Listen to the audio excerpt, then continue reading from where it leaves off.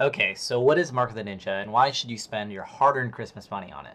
The answer is very simple. Mark of the Ninja is one of the best games in the sub-micro genre of platformer, action, stealth, ninja games that are also just pretty good fun. Story-wise, I'll give you a quick rundown. You're a ninja, your clan got absolutely murked by mercs, and now you're going to do some revenge for the clan with cool Kunoichi, who acts as your Navi the Fairy, or Cortana, or Tutorial Island from RuneScape. Gameplay wise, the game is a lot more interesting. The titular ninja can perform your run of the mill platformer stuff and stuff that should be run of the mill but doesn't really seem to be implemented often, if at all.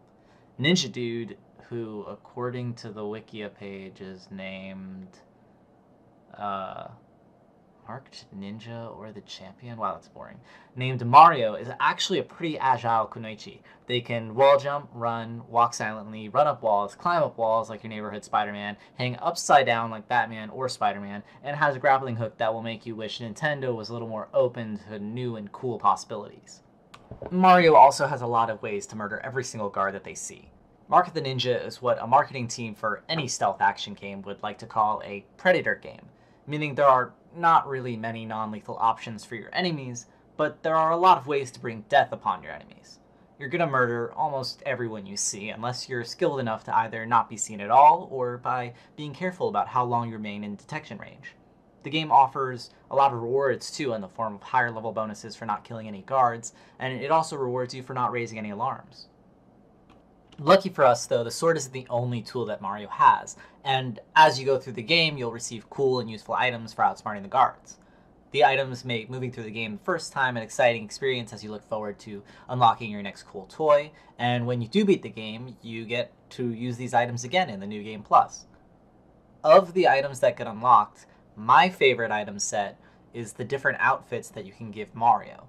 These options range from the Path of Nightmares, which is an outfit that causes your enemies to become terrified when they watch you murder their friends. The Path of the Hunter, which allows you to carry 2 attack items and not have to do the QTE that pops up when you try to murder someone quietly. The Path of Might, which is the boring one because it gives you more health and lets you regain health, which I know it's not just me, but if I'm playing a stealth game and I get hit, then I restart at the most recent checkpoint because I don't like getting caught. It triggers my anxiety. I, I'm sorry. There's the Path of Silence, which is my favorite outfit because unlike the other outfits, it lets you run silently. And that brings me to something else about the game that I really like. This game has a few mechanics in place to enforce the fact that not only are you a cool ninja, but it really tries to get you in a hypothetically similar headspace to Mario, the ninja, who's been trained for an entire shonen manga's worth of life to be a super cool killer ninja. If you're watching the gameplay shown in this video, you may have picked up on some of the unique ways that the game chooses to show its environment to the player. Not only do guards, dogs, cameras, and lights have ranges of influence and detection, but Mario has a limited field of vision. See, Mario don't got eyes in the back of their head. When Mario isn't looking at something, the game darkens that area of the screen, and you no longer receive the same visual indications of where someone is. Or rather, you don't see them, you hear them. You see, Mario is actually Daredevil. In this game, sound produces little circles that the player can see. When you run or break a light bulb or throw a sound-based distraction out, the game shows you a little circle to indicate where the sound travels.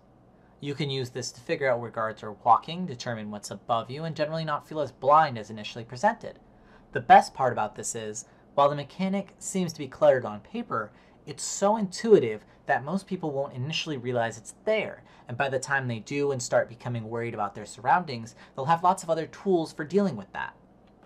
I really could go on for at least an hour or two talking about all the things that I love about this game, but I'm not here to make a video like that quite yet.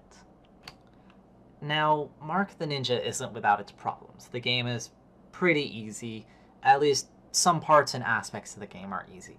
Multiple paths exist throughout the level, but the game is still very linear, and most of the stealth puzzles are pretty easy to figure out. The game is also pretty short, clocking in at about 6 to 7 hours to beat the game.